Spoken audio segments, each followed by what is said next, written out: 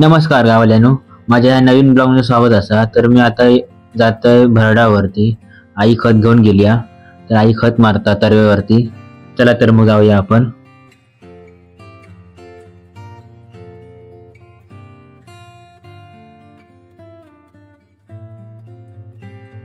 तुम्ही बघू शकतास हय आईन खत मारून सुरुवात केलाय ना। तर युरिया खत असता या तरव्याच्या वाढीसाठी।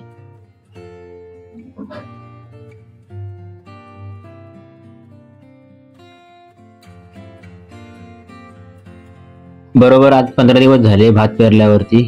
तर 15 दिवसांनी आज ही खत मारता। तर अजून 8 दिवसांनी तर काढूक येत।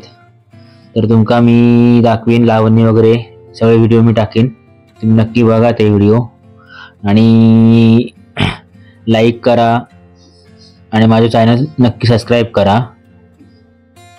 हे तुम्ही बघू शकता सगळीकडे हिरवीगार शाल पसरली अशी मस्त की आता हे मी उकळीचे कोपरे असत पूर्ण रानमरान गेला उतरला, एकदम मस्त कोपरे तयार झाले असत।